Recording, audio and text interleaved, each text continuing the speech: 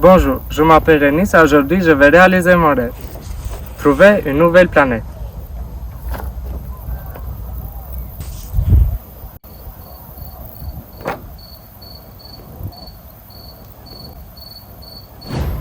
Mais comment détecter une nouvelle planète? Ne soyez pas comme ce mec, je vais vous apprendre à détecter vous-même une nouvelle planète. Il y a de nombreuses méthodes utilisées pour découvrir des planètes situées au dehors du système solaire, autrement appelées comme exoplanètes. L'exoplanète et l'étoile tournent autour de leur centre de gravité commun.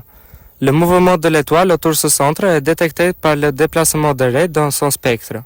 Le déclarage des raies spectrales est proportionnel à la vitesse de la source par rapport à l'observateur. La méthode de transit.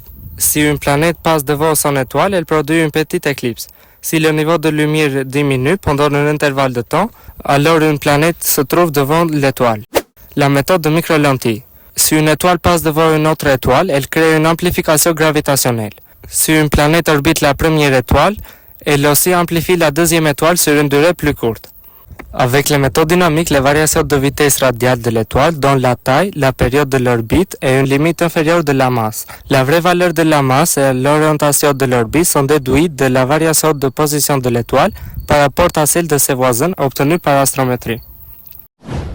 Le transit donne la taille de la planète par la profondeur de l'éclipse et sa période de révolution. La méthode de micro-lentille donne la masse de la planète et sa distance à l'étoile. La détection directe. La détection directe par imagerie d'une exoplanète est difficile parce que les planètes sont très peu lumineuses comparées à leurs étoiles hôtes et très proches de leur étoile qui est au moins 10 millions de fois plus brillante. Il faut donc bien masquer l'étoile par un coronographe, un appareil spécial. L'imagerie directe, si elle est possible, est très utile parce que des images successives donnent l'orbite de la planète.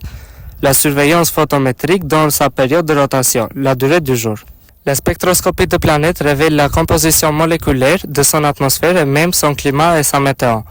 Les astronomes recherchent ainsi des signes de vie extraterrestre.